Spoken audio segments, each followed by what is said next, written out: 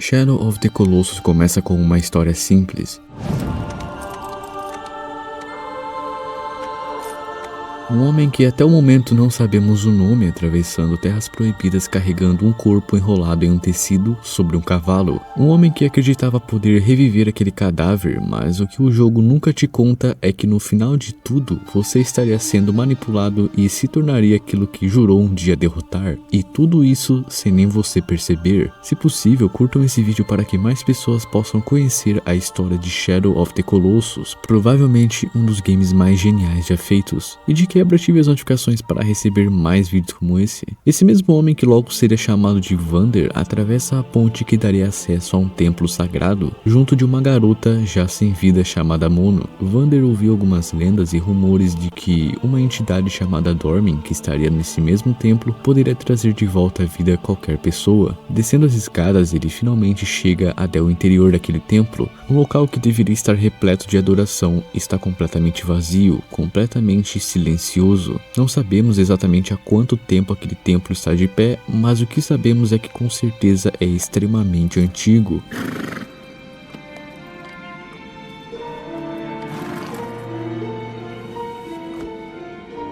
Levando o corpo da Mono até o altar, nós podemos ver o rosto daquela garota. Logo após isso, algumas sombras surgem do chão.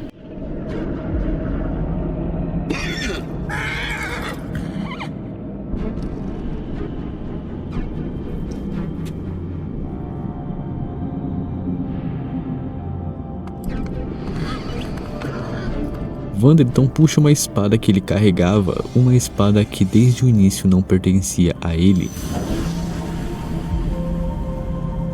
As sombras então recuam, não por medo, mas por perceber tamanho potencial de Vander, e aquela entidade chamada Dormin se manifesta e conversa com Vander.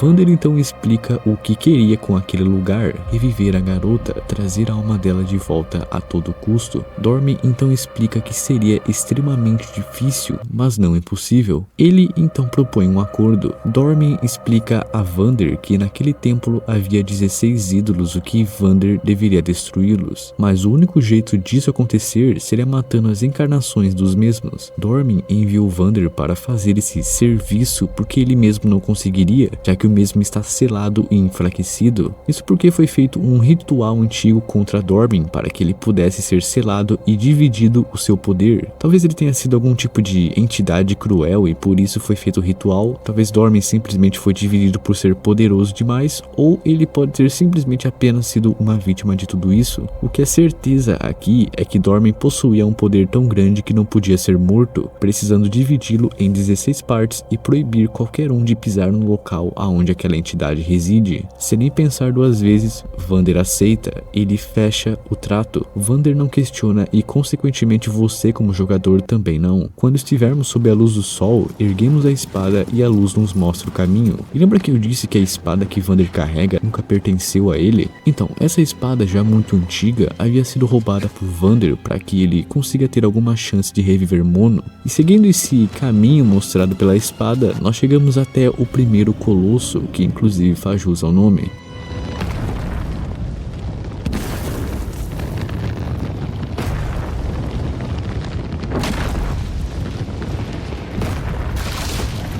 Um ser gigantesco que apenas ataca quando atacamos ou quando invadimos a sua área. Para matar um colosso é preciso chegar até o ponto fraco dele, que seria esse símbolo azul. Cada colosso possui um símbolo único, possivelmente representando cada fragmento de Dormin, e por isso nenhum é igual ao outro. E por algum motivo, tudo aquilo que representa poder aqui nesse game possui a cor azul, a luz refletida da espada de Vander, os pontos fracos dos colossos e até mesmo o poder de Dormin. Durante as lutas contra esses colossos, Dormin ainda está presente, acompanhando e ainda nos dando dicas sobre a melhor estratégia para matar os colossos.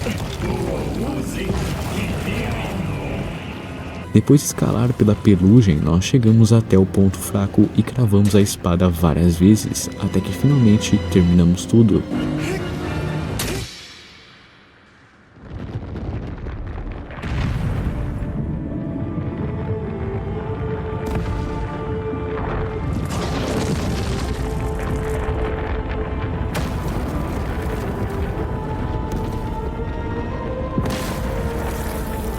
quando acabamos, alguns feixes de algum tipo de energia negra entram em Vander, fazendo ele cair e simplesmente apagar.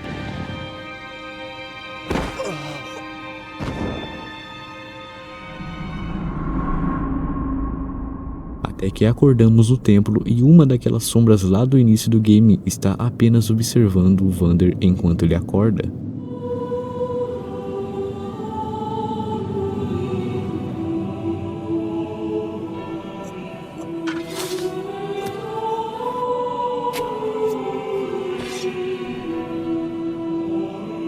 Depois que Vander se levanta, Dorme nos passa uma dica sobre a localização do próximo colosso, e isso se segue um atrás do outro, de novo e de novo.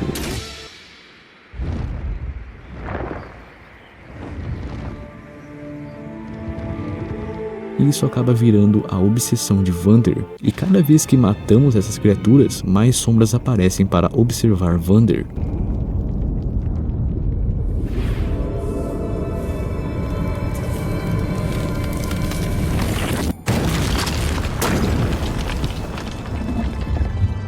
Até que a própria aparência de Vander começa a mudar aos poucos, se tornando cada vez mais sombria. E quando estamos vagando pelo mapa, atrás desses colossos, o que resta é apenas o silêncio sendo quebrado pelo cavalgar de agro.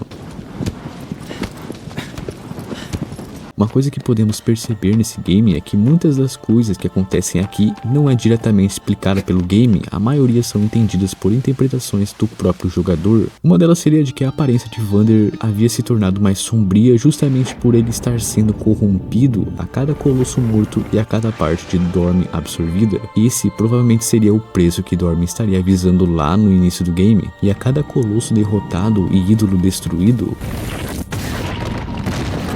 Mono parece estar cada vez mais viva. Outra coisa que também seria bom de lembrar é de que o game não questiona aquilo que é o certo e aquilo que é o errado. Em nenhum momento o game nos diz que Dorme é a vítima ou vilão de tudo. Em nenhum momento é dito que Vander está sim sendo manipulado, mesmo que ele esteja matando criaturas que nunca fizeram mal a ele, criaturas que estão simplesmente existindo. O máximo que temos é isso, uma pequena cena onde mostra alguns cavaleiros de máscara chegando até essa tal terra proibida e vendo que Dorme está quase ressurgindo. Isso depois de Vander já ter matado o 12º colosso, cavaleiros esses que estariam tentando parar Vander por acreditar que trazer Dorme de volta seria um erro, mas já já a gente vê isso. Com a morte de quase todos os colossos um atrás do outro, nós finalmente chegamos no 16º e último do game.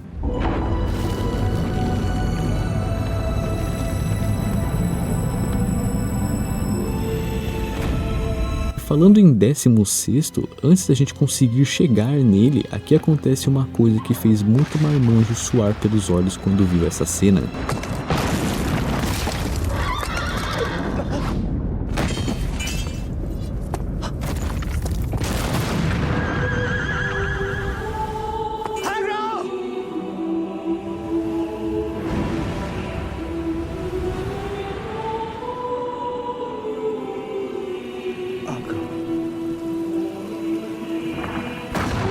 Quando chegamos no último colosso chamado de Malus, nós nos deparamos com isso, uma criatura extremamente grande, com mais de 60 metros. Essa seria a luta mais difícil de todas. Existe ainda uma teoria que tenta explicar o porquê esse colosso ser o mais difícil, além, é claro, do fato de ele ser o último, que quando morto, Dorme finalmente ressurgiria. Basicamente, essa teoria nos explica que, por ser tão alto, ele poderia enxergar os colossos sendo mortos, já que eles liberam uma luz no céu quando são derrotados. E sabendo que um estava morrendo atrás do outro, com mais luzes no céu, ele sabia o que estaria por vir, explicando tamanha agressividade e dificuldade para conseguir derrotar ele. Depois de muito trabalho escalando dezenas de metros, damos o golpe final e finalizamos tudo.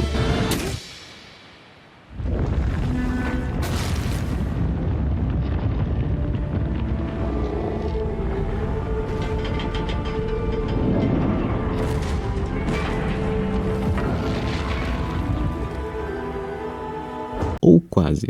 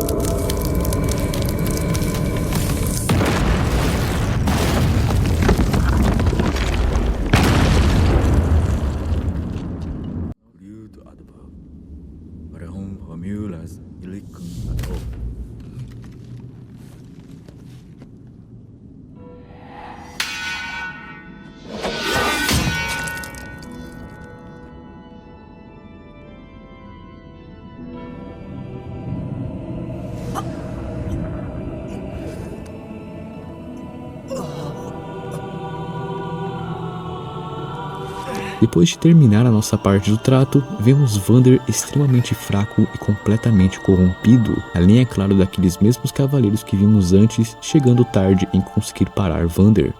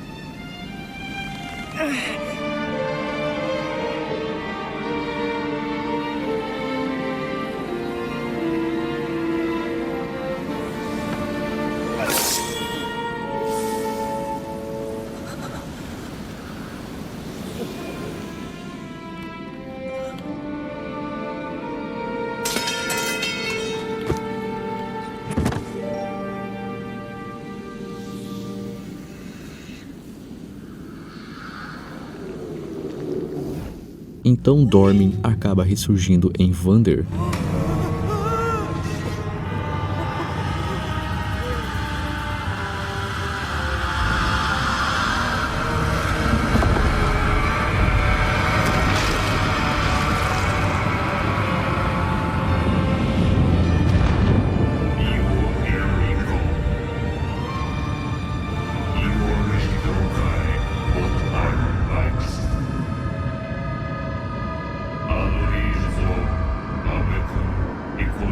E tudo aquilo que enfrentamos e matamos para cumprir com a nossa parte do acordo acaba se unindo em um único ser. Não conseguindo derrotar Dormin, Aemon, líder daqueles cavaleiros, acaba realizando mais um ritual para aprisionar Dormin e quebrar a ponte que dá acesso às Terras Proibidas.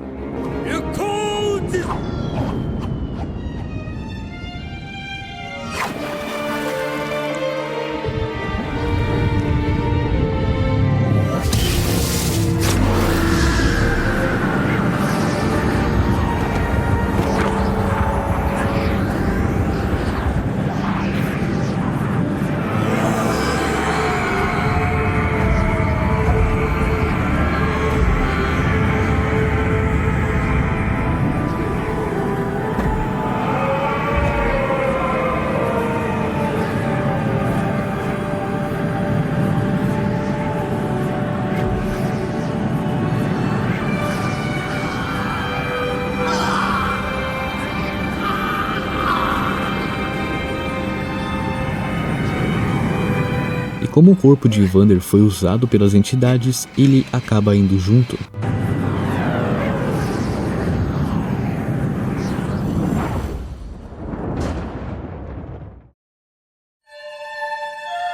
O jogo então mostra a Mono já com vida, mostrando que Dormin havia cumprido com a sua parte do acordo. A cena corta e vemos Mono junto de Agro, que acabou sobrevivendo à queda. Mono então segue para aquele poço onde foi feito aquele ritual e encontra um recém-nascido com 2 chifres. Sim, esse é Vander, e essa seria a consequência de tudo. Depois de pegar a criança no poço, Mono e Agro sobem até o local mais alto do templo, onde havia uma espécie de jardim, e o game acaba ali mesmo com uma cena de pós-créditos.